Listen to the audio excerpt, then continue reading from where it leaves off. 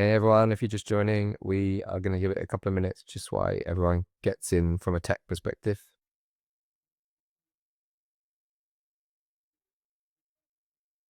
For a bit of fun, please type where you're listening from.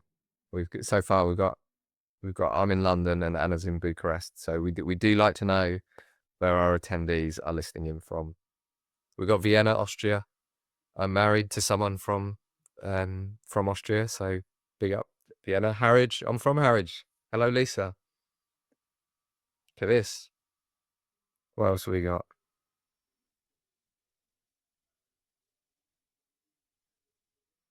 Johannesburg, Cape Town. We've got 2 in South Africa. Oxford, Buckinghamshire, Kent. You ever been to Kent, Anna? No. Beautiful, beautiful place. Canterbury. That's where I went to university. Amazing. Aberdeen. Not been to Aberdeen before. Give another 60 seconds. Near Eastbourne. We've got my co-founders from Polegate. Don't know if there's any Polegate fans out there. Lincoln. London. Welcome, Sarah. Falmouth and Cornwall. Polegate. Cool. We'll give it 30 more seconds and we'll start. Good pub in Polegate. Cool. Another 15 seconds. If you're just joining, please type where you're listening in from. I'll do the intro in about 10 seconds. Woking, brilliant. Cool. Right, we're going to kick off. We've got Liverpool. I'm distracted now, Anna. Distracted by this guy. So hey everyone, I'm Matt Phelan. If my face looks a bit weird and I sound a bit strange, I've been to the dentist, so I can't feel half my face. So I just thought I'd get that out early. But not, my name's Matt Phelan. I'm co-founder of the Happiness Index, and we put together these webinars on the subjects that we're seeing in our data, the subjects that HR professionals are talking about, CEOs are talking about, boards are talking about. And I have to start off by saying it's International HR Day today, Anna. Did you know that?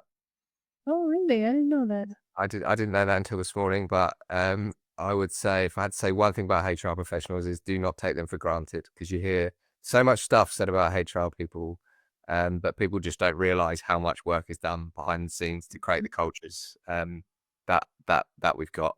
So that's my intro. I'm co-founder of the Happiness Index. Anna, please introduce yourself. Hi, everyone. I'm glad to be with you today.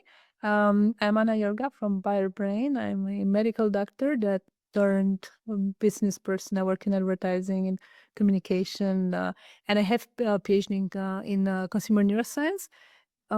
So we do consumer neuroscience and behavioral science to help companies improve customer experience, engagement, loyalty. So we work in this space.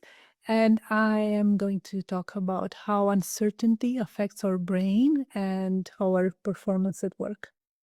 Brilliant, thanks, Anna. And Anna, we met when we were both launching the Happiness Index barometer in Bucharest, where we were.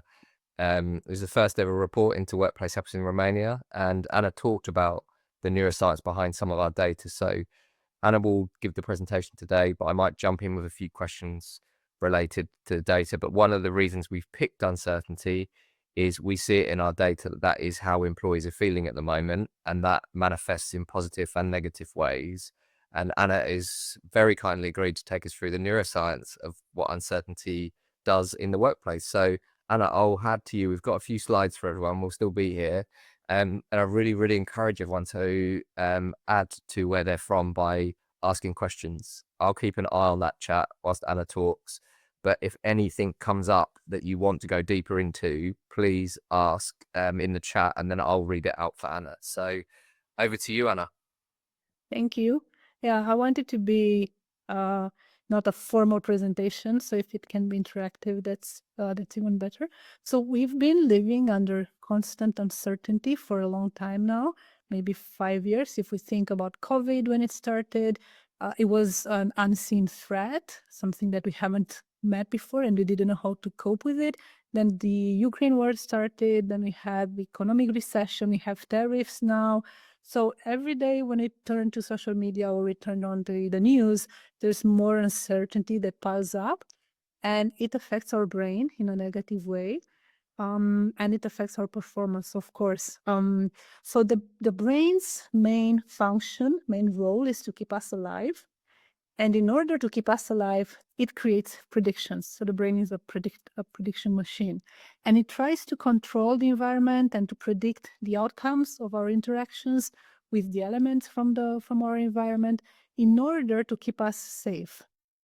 And uncertainty is seen as a threat because the brain doesn't know what's going to come next.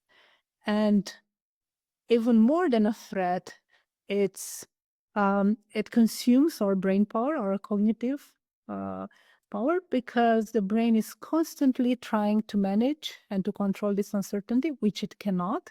And that gets us really tired at the end of the day.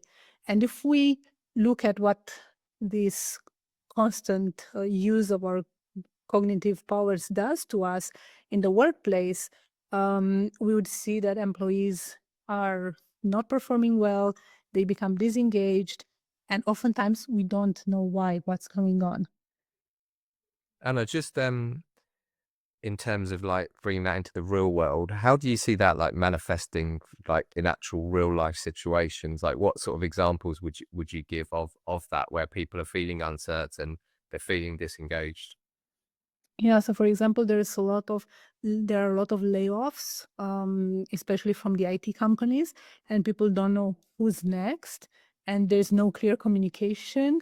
Yeah, you're afraid to talk to your colleagues because you have no idea who's talking to whom and what is the manager going to say. And you might get fired because you have different ideas. So that's one of the way it affects us. And then we just withdraw from the interactions and we just keep, our heads down. We do whatever we have to do, the minimum effort, and the whole team suffers from that. I think, Anna, just putting my happiness index hat on, that's something that we see as like sort of a basic mistake that people make. Like there are commercial reasons why people need to make redundancies. We're not here to discuss the pros and cons of that today. However, let's say a company was making 2,000 people redundant from a workforce of 10,000. There is still, for example, 8,000 people left that are there that are going to be the future of the organization, and understanding how they feel and what they're Mhm. going through is equally as important as making sure you look after the exit of the 2,000 people. So I just brought that up, Anna, because sometimes that's something that just it gets lost, as in these are the lucky people that have kept their job, but they're still going to be going through a lot of the worry. Yeah, yeah, exactly. And we're going to see an example from Airbnb of how they handled the layovers during the COVID. So that's a good example of how a company can go through a very complicated environment and context and still come out good. And then there's the dopamine prediction error. So that's a fancy term for what the brain does. As I said, it tries to predict what's going to happen, and it predicts the reward that you get. So, for example, you are putting in a lot of work to finish a project, and you expect your manager or your peers to congratulate you on that and to be very happy. And that's the reward that you are thinking about, that your brain is predicting. And if the reward that you get is lower than what you're expecting, then you get less dopamine. If the reward is higher, so if you get a bonus or promotion, then you get more dopamine and your brain says, this is good work, keep doing it, and you get more involved. And if the reward is less, you get less dopamine, and then you get upset, and you feel like you're not happy because of what happened. And the brain tells you, yeah, well, next time don't put in so much work, it's not worth it. And if this cycle continues, then there is disengagement that sets in. And I think that's a really good point to bring out, Anna, is how expectations actually set dopamine levels in a way. I don't think that's something that companies think about or talk about too much, which would obviously fit into reward, recognition, bonus programs, performance schemes. There's so much in that little bit of neuroscience there. Mhm, mhm. Yeah, and it shifts. It hugely impacts the way we learn. and the way we behave and our motivation and engagement. So as I said before, uncertainty really eats up our cognitive power, because in a uncertain environment, the brain is constantly looking for threats, and it doesn't have extra power to focus on the actual tasks that we have at work. Uncertainty means danger. We never know what's going to happen. We can get fired. There might be a war starting in our country. Uh, I don't know if you have a parent that's sick. You worry about what's going to happen to them, and that affects your performance. And while I've been working for and reading and writing for this workshop, last week my father was admitted to hospital with a heart problem. And as I said, I'm a medical doctor, so I know what was going on. He was on good hands, but still, on that day while I was waiting for the results, for the doctor to call me and tell me the results of the analysis, I couldn't, my brain couldn't focus. I could not do anything. I was just staring at the screen, reading random stuff, worrying, is my father okay? Should I call him? Why didn't the doctor call me? They told me they're gonna call me around 12 o'clock. It's 1 o'clock. Is it bad? Yeah. So, and I was observing my brain, and I was pissed because I couldn't work, but I was observing my brain, rummaging all this information and not letting me focus. And I couldn't help myself. I mean, I knew what was going on, and I still couldn't do anything about it. There's two fascinating things there, isn't there? As a neuroscientist, you actually observing it yourself in yourself, and the fact that you knew about it and couldn't do anything about it. And secondly, like, I've been working with our team in Bucharest for 3 years now, and there was a big election this weekend. And I would say working with the team last week was the least they were in the room when we were in the room, if that makes sense. There were so many people that were there, but just not, and it isn't their fault, but they were preoccupied somewhere in their brain with the election that happened this weekend. So there must be so much macro stuff that impacts this as well, Anna. Yeah, and I can testify to that. I got my brain back yesterday. Until yesterday, I was not aware of how high the impact was on my performance. And yesterday, I felt like I got my brain back. It was fully hello again. Yeah, and that's because the uncertainty was so high. There was nothing you could do about it. You couldn't control it. And when we don't feel in control, or at least we don't have the illusion of control, that really affects our brain and our And just to emotion really. bring people into the room on that don't know the geopolitics, there was someone said to me, because I was in Bucharest last week, someone said to me, if it goes the other way, with someone who was pro-Russian, they said to me, I'm worried that my children are going to suddenly be in the Russian army and fighting in Ukraine.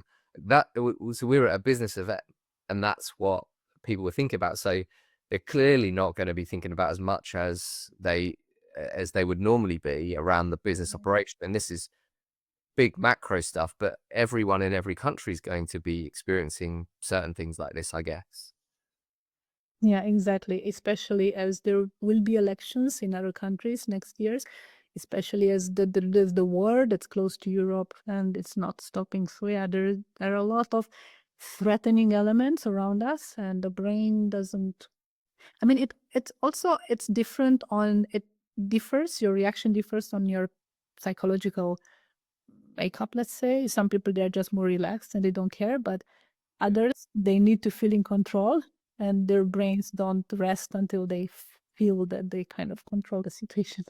Is there any tips on that, Anna? Because I'll give you an example for me, like something I find really I struggle with.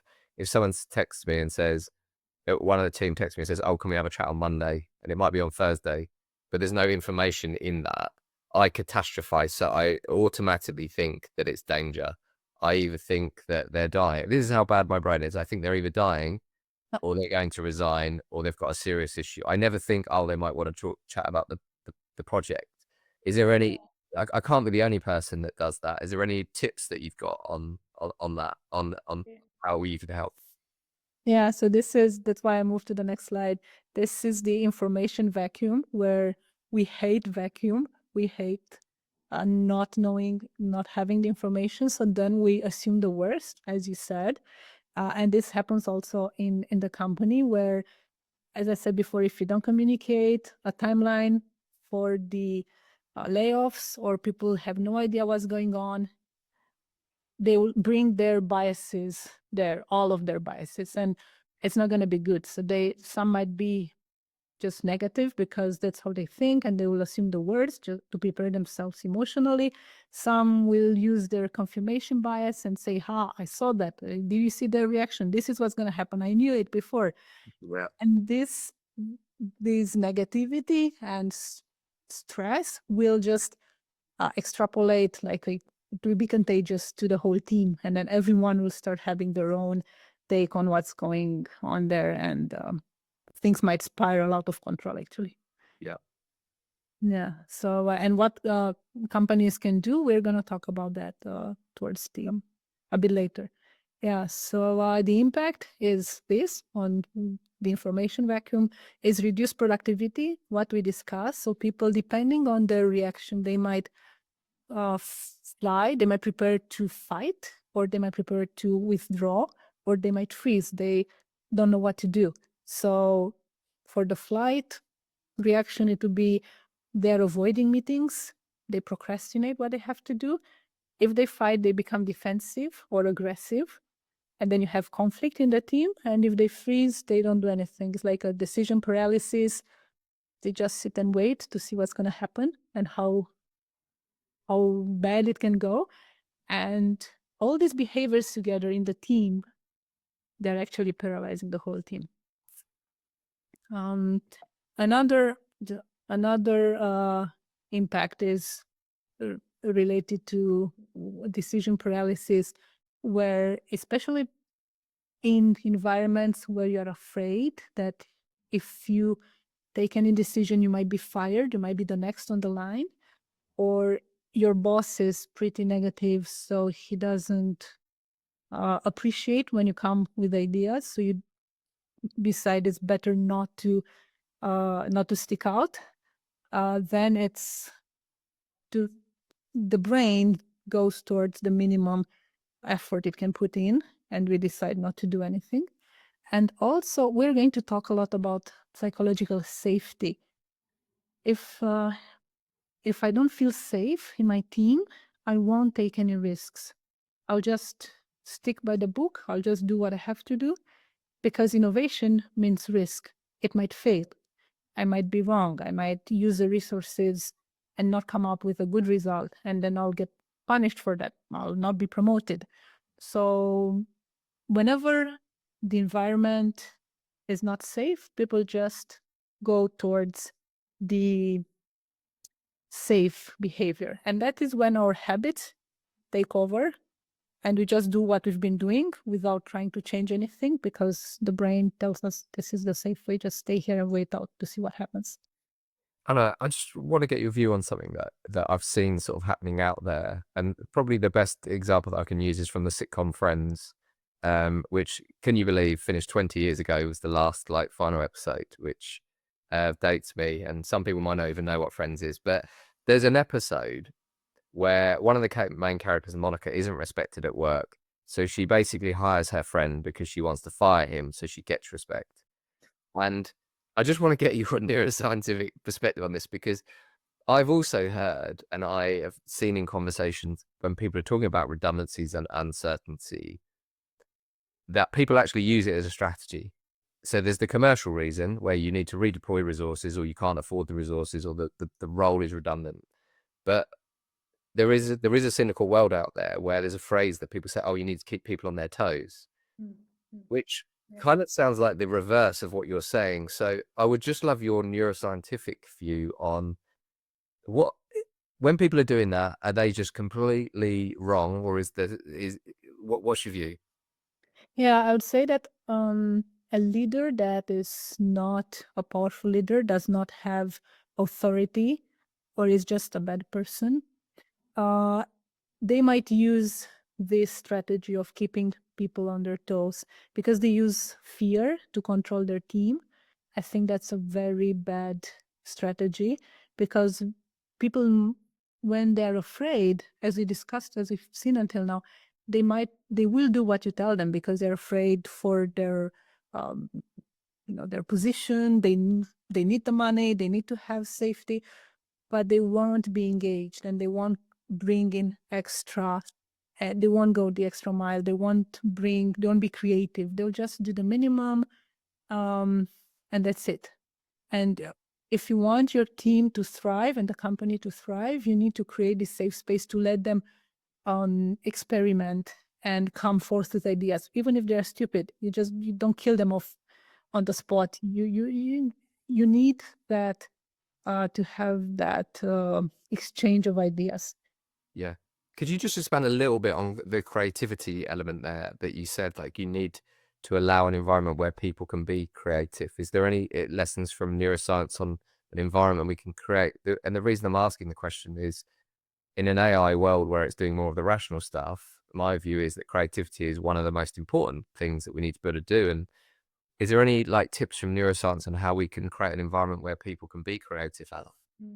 Yeah, in order to be creative, we need to connect dots that were not connected, let's say, before, or we didn't think of it from that angle.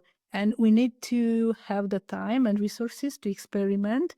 We need to have the cognitive bandwidth. That means that we need to feel, to be at least, not necessarily to feel good, but at least not to be constantly thinking of something else bad that's going to happen.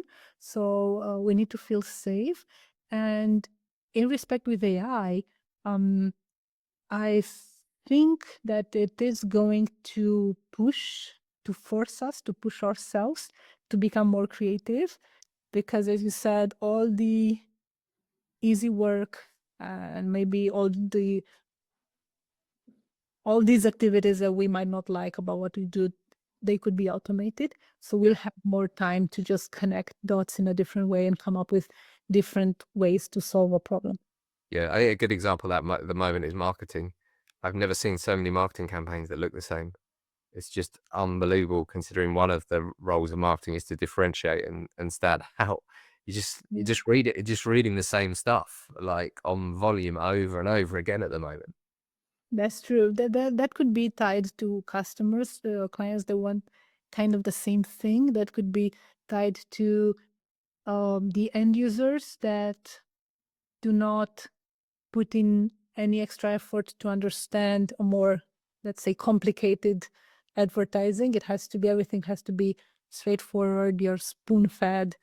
Yeah. So there are different reasons for that. Yeah. Thanks, Hannah. Okay, so we'll move on. What happens at the brain level? It's this dopamine depletion, what we talked about.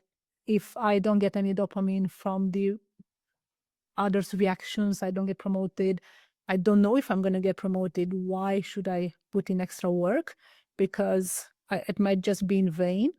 And then you delay your decisions. You do the minimum. You become, you don't have any initiative. There's apathy that sets in the team, and that affects the motivation, both intrinsic and extrinsic motivation of the team. And we are a social social beings. It's important for us to interact with the team members. Motivation also comes from the interaction with our peers, with our boss. And if we don't feel safe and in the team, then we will withdraw, because any interaction could be tricky, could be a threat, could throw us under the bus. And withdrawal and disengagement, they happen even more in hybrid setups, in hybrid teams, and that's a risk for the hybrid system. And HR people, they really need to make sure that the employees are not feeling like that, because it's easy to withdraw in the online interaction. Yeah. Just as a halfway point, just as before we move forward, Anna, if anyone's looking to understand how their people are feeling about anything that's going on in the world today, there's a free version that David has posted in the chat called Try It. It's for up to 250 employees for a couple of months. It means you can get a link out and you can start to understand how people feel. So just wanted to just pop that in there. We will come back to it later when we go through the happiness index triangle. But back to you, Anna. Okay. Yeah, so we are driven and motivated by purpose for what we do. It's not only the salary, it's meaning in finding meaning in what we do. And purpose isn't a poster on the wall in the company. It's a commitment, it's a conversation, it's a co-creation between people in the team. And in an uncertain environment where goals constantly change, or where the directions of the company they shift from month to month, we find it difficult to find purpose in what you do, so that lowers our motivation, lowers the dopamine, and apathy sets on, as we saw. What is the impact on our well-being? Chronic stress, chronic uncertainty leads to chronic stress, leads to cortisol. High cortisol, that's a stress hormone that disrupts our mood. This heightens anxiety, and it lowers our brain's threshold for perceived threat. So that means we might see threats everywhere, even if we might catastrophize what's going on around us, which will create more anxiety. So it's just going to become a vicious circle that's going to affect us. And what it looks like at work, it's people are irritable, short tempers, mood swings, conflict between team members, or some might just withdraw and not interact at all because they can't bother, and that increases anxiety levels. Now, short bursts of stress, they're good. Like when you have a deadline and you have to get the whole team to meet the deadline, to send the project to the client, that actually bonds the team together. But chronic stress that's really harmful affects the team morale, as we discussed. And if this continues, this uncertainty and stress, elevated high stress, it leads to anxiety and burnout, because we do not have any control of what's going on. We lose the sense of control, and that affects our perception of ourselves. We don't feel good enough. Anything that you do is not good. You'd have no idea what else to do to get your boss to be happy, to get your team members to be happy, or to get a good, or to get a reward, to feel accomplished. And that in time just leads us to become disengaged and not to invest in the company, in the team interactions anymore. There's a lot of research that shows that teams where they have a safe space, they perform much better than teams that are dysfunctional. And I'm sure you know that better than me, working in HR. And this is really interesting. I like the way it sounded. So happiness at the brain level, it's a neurochemical state. It's not a vibe. We perceive it as a vibe, but at the brain level, it's a combination, a mix of dopamine, serotonin, oxytocin, endorphins, and chronic uncertainty and chronic stress affects that mix. And then when we live under continuous stress, we feel flat, so we don't feel any emotional reactions.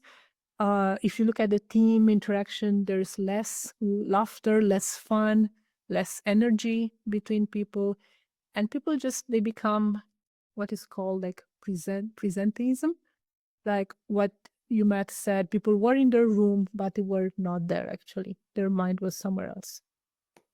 So it's so interesting how you label that, because if you think about anything, like if you think about food or you think about drinks, like when you're putting the ingredients in to make it that best tastiest meal or food you can, like that's the analogy we use for work. Like we're not out there trying to like force these high levels of happiness. We're just trying to create the right ingredients in the culture for people to perform, and happiness is that kind of like indicator that the ingredients are in place.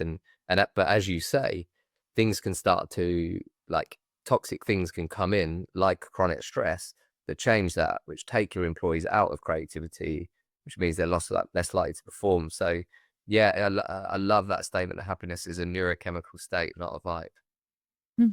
Yeah. And now there are people that psychologically they have a high tolerance for uncertainty. They thrive under uncertainty. And as an HR manager or just as a functional manager, if you can identify those that perform well under uncertainty, you can allow them more freedom and they'll find a way to cope. And then there are people that just they freeze or they get really stressed under prolonged uncertainty, and you need to help them to move forward, as we discussed. And there are things that are different actions that the HR teams can take. And the first one is to create a predictable environment, and that means to communicate, to have a routine communication. Even if you don't have, there's nothing important to communicate. The fact that people get these newsletters, let's say, or they are informed about the layoff process, it gives them peace of mind because they feel in control. Um, you can create a timeline and have clear moments in time with clear KPIs, what's going to happen. Even if the roadmap will change, just by communicating it, people feel that they are in control, that they know what's going to happen.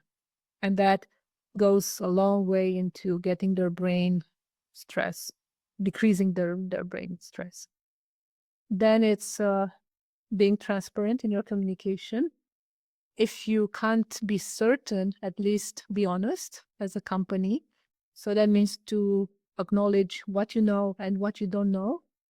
And that's important because research shows that employees, they handle bad news better than vague news.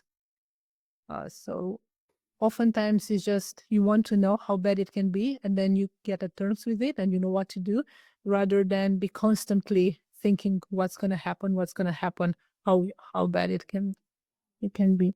Our chief of staff calls that sharing, not scaring. Uh, Yeah. the importance of getting out what we don't know as well. And I think I see that a lot with our customers. There's a fear when you first get bad data, cultural data, that if you share it, like, everyone's going to think, oh my God, this is a terrible place to work.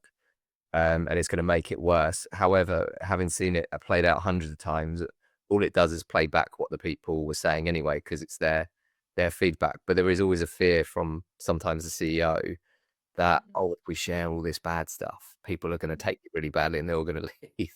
Whereas when you actually see it play out and the CEO makes the decision to step out and communicate, the opposite happens. People go, okay, I feel heard.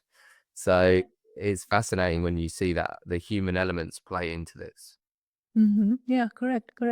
And even if you share the bad news, if there is a plan to improve that, or you allow people some autonomy, or to come up with ideas on how to improve whatever the problem is, they might actually become more engaged because they feel that they have control, these micro moments of control. They feel that they can do something about it.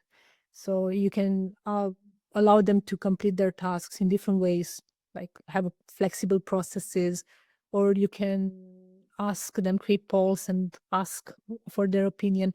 Even if you can't act on whatever they say, at least they have this feeling that they are listened to and their opinion matters, and they're not somewhere, in limbo without being able to do anything.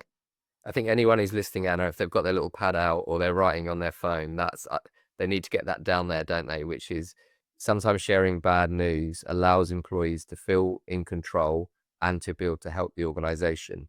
But I know there's leaders out there that fear the opposite. They think people are going to, like, just run around in circles and be scared. But I think just get that note down that even bad news helps employees feel like they're in control. So I'm just getting everyone onto everyone's pads, Anna. but that actually it's really the reaction. It mirrors the manager's reaction. So if the manager will start panicking and going round and round and screaming, people might do the same because this is what they see, or they may panic more.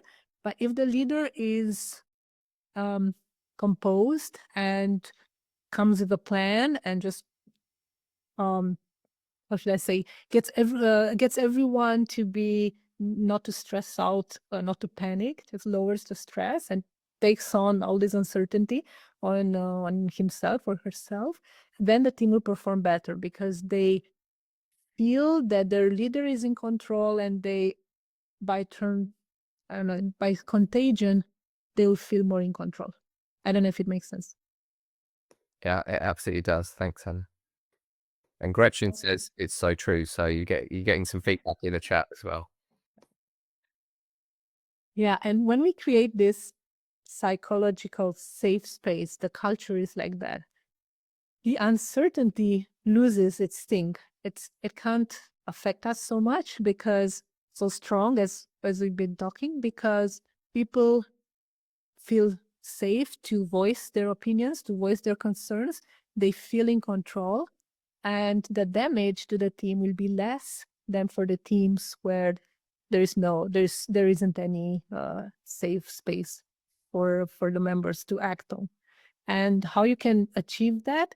It's by training the managers to communicate with empathy, to listen to their colleagues, and to allow them to have this flexibility and control, if possible, to reward the members that come with that bring up hot topics or problems in the process, to model vulnerability, to create this space where it's okay that we don't know, it's okay to try, and all these implemented will help the team members to cope better with uncertainty. And this is the example I was talking about earlier. When the pandemic hit, Airbnb had to lay off a lot of people, and they did that in a very candid and empathetic way. And the reaction was really good because people, the ones that left and the ones that stayed, they perceived the process as being a fair process, and they were actually supportive of the company. Even the ones that left, they understood that the company couldn't keep them on their teams, but they didn't feel any resentment. And just compare that to the recent layoffs in the US, where people were locked out of their emails and offices, sometimes even without any notice. There are a lot of programs and tools, apps that I'm sure you know more about and you are using to help your colleagues. And I just want to say that, to stress that they are all important. Depending on how people cope with uncertainty, they need help to either create better coping mechanisms or to feel that to find happiness, to mix, improve that neurotransmitter mix in their brains so that they feel better. And all these tools, they are helpful, and I encourage you to use them. And I've also, on tools, I've put a bit of homework in the chat for everyone. It's a TED talk on flow, the secret to happiness. It's by an American-Hungarian professor that I'd recommend everyone to watch. But its kind of definition of flow is that through good and bad, you're able to analyze what's going on. Even when you were talking about what you were going through in your family with illness, I was thinking you must be in some kind of state to allow you to assess your own brain of flow at that point. And I was thinking of that TED talk, and it's a great resource. So I know everyone's not students here, but I've set everyone some homework, and I expect all 34 people that are listening to watch that TED talk and send Anna and I some thoughts on it. So I'm just flagging that's in the chat, and back to you, Anna. Yeah, thank you. So this is a very interesting study I found. Microsoft was they measured people's activity with EEG, so that's a headset that measures the electrical activity of the brain while they were in meetings. And this was done during the pandemic when people were complaining about all these Zoom stress. People hated going on meetings anymore. And so what they found out, they had two groups, one group that had meetings, back-to-back meetings, and one group that had breaks between meetings. And during those breaks, they would do some form of meditation. And they they found out that for the team that had breaks, so these are the blue spaces are the breaks between meetings, those breaks allowed the brain stress levels to come down. So the beta waves, they're measuring alpha and beta symmetry. So they found out that the waves, the intensity was lower. That means that people felt less stressed than those that went from meeting to meeting. And that was because it allowed the brain to code the information that you learned from the meeting that just ended to use that information to prepare for the next meeting. And you didn't have to rush from meeting to meeting and just shift your brain gears thinking of a different topic and then the next different topic without these respiral moments. So what they did, they created these no meeting zones. They introduced mental wellness days in the company, and they trained their managers to identify cognitive burnout, which is really important because oftentimes you don't see it coming. You don't know what burnout looks like. You just feel that you're tired and maybe you're not putting in enough effort. So you work even harder. And this all goes up to a point where your body can't take it anymore and then you become sick. And all uncertainty affects all the elements that create a good company culture. So we saw that it affects safety, relationship, our focus,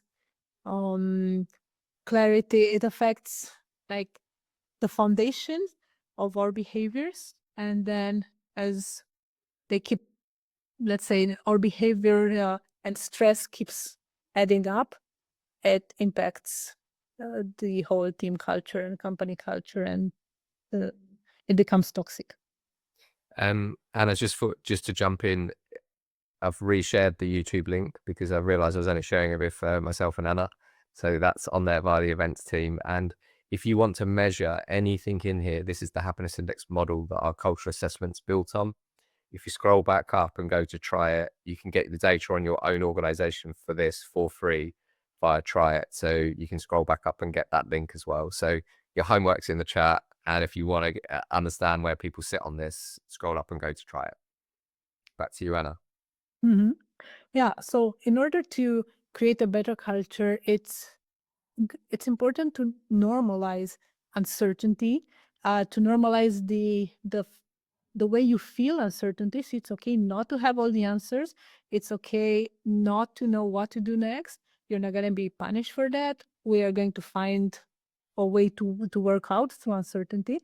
And I associate that with the reactions. The first time I felt I was out of breath when I was running. So I like to run, and sometimes I go to different masters contests where I have to do short like speed run.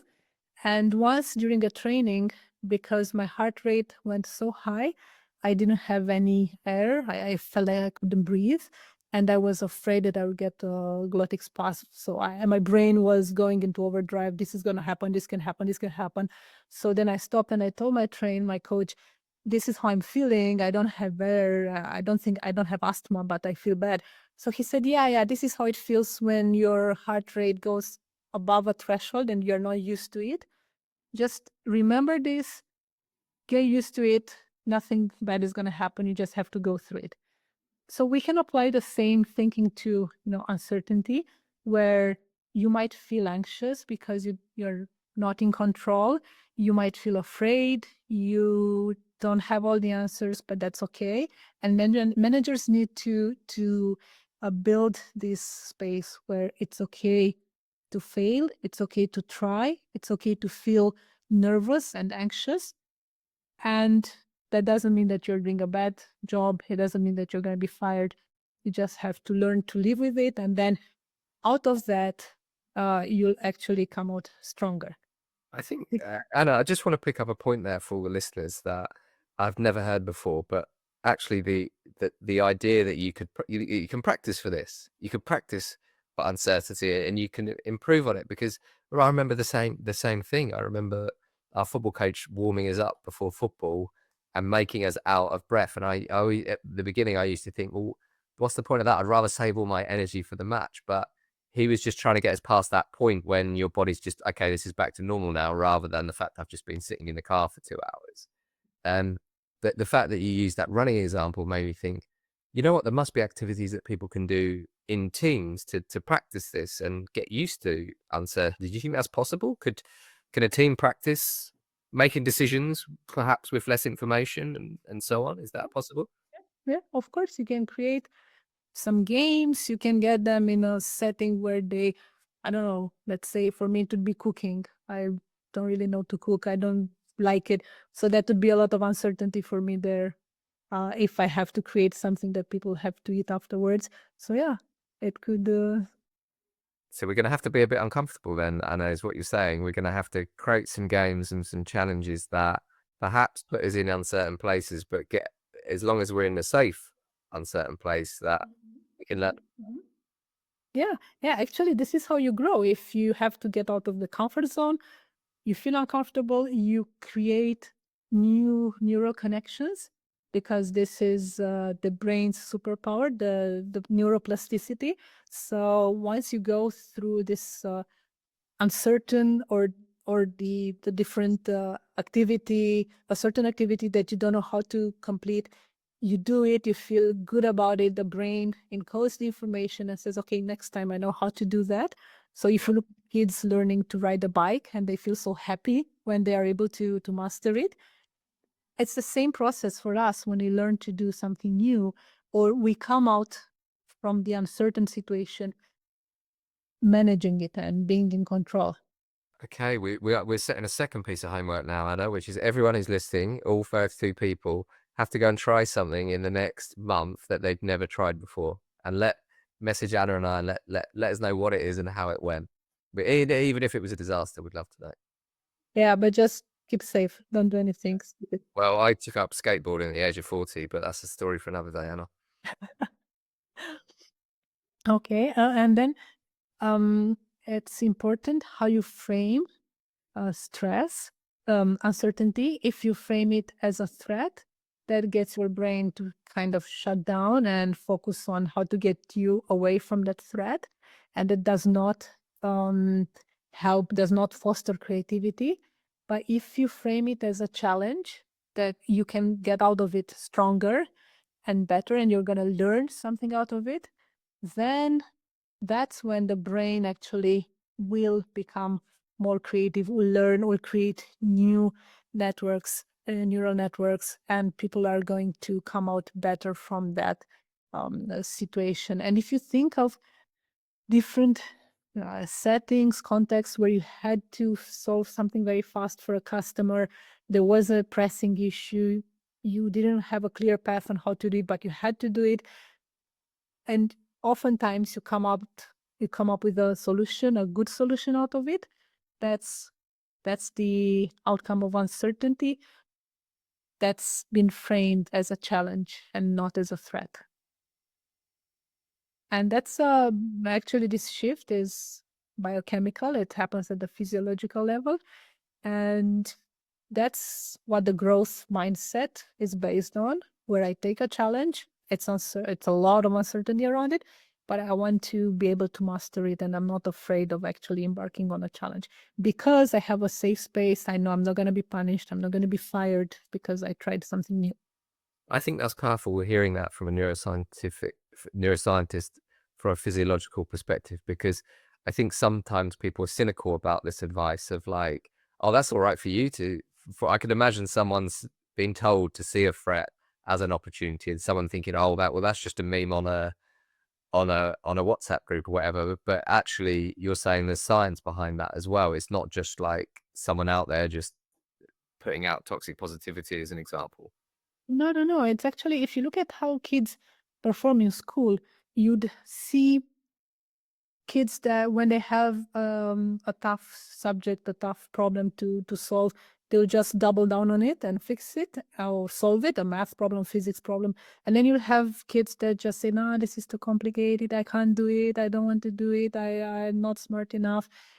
And it's important to, once you realize how your kid reacts, to build that growth mindset where you tell him, well, you have to try again. Even if you fail, don't worry, try again. That's what it gets them to actually perform better in life. And then this builds long-term resilience because there are new neural networks that get built. The brain becomes stronger in terms of you don't panic at the next uncertain context that you are in. You don't panic when you feel your heart rate that elevates and you are out of breath. So you've been there before. You anchor yourself in the past successes and you tell your brain, well, I've done it, I can do it again. And that helps you to improve your performance and to get the next bonus or to get rewarded, depending on the setting. And what the company can do, it can foster this mindset in the company by creating experimenting into the workflow. So like Google did, they had people could allocate a certain percentage, like 15-20% of their resources or their time to think of something else that was not necessarily related to their work, to come with creative ideas of fixing different problems. So that's one way of creating this of getting people to be comfortable with uncertainty and to thrive in this environment. And that's the conclusion. Uncertainty is not killing you, but unmanaged uncertainty is. So if you don't do anything about it, it will affect the team morale, the team performance. But if you shape it and control it, then actually it will help your team and the people come out stronger and have a better performance. Well, I'm just going to do a quick summary of everything you said, Anna, but it's still not too late to put a question in there. If you've got a question, if we miss it at the end, we'll forward them on to Anna and try and get them back to you. But Anna, I think my summary is you've done what that slide says there for us, which is you've given us a bit of certainty about uncertainty. That's how I see this. I've learned that we can train and we can practice and we can get comfortable, and that it's not a bad thing. And we can, and even that process of telling our brain that it's not a bad thing and we've been in this situation before can actually lead to growth. I think that would be my summary of everything you said. But I've absolutely enjoyed it, Anna, and it's flown by. Time is up. And I'm just going to remind everyone they've got their homework, which is collect their data via Try It. Watch that video on Flow, because you will just keep thinking of Anna in the situation she was in Flow. And I can't remember what my favorite bit of homework was. What was my favorite bit of homework, Anna? Can you remember? My brain is broken. Oh, try something new. Try something new. That's what we want. We want everyone to try something new and message Anna and I on what that was. So yeah, on behalf of myself and the listeners, Anna, thank you for educating us. Thank you, Matt. Thank you, everyone. And enjoy uncertainty. Yeah, that's what we should call the webinar. Thanks, everyone.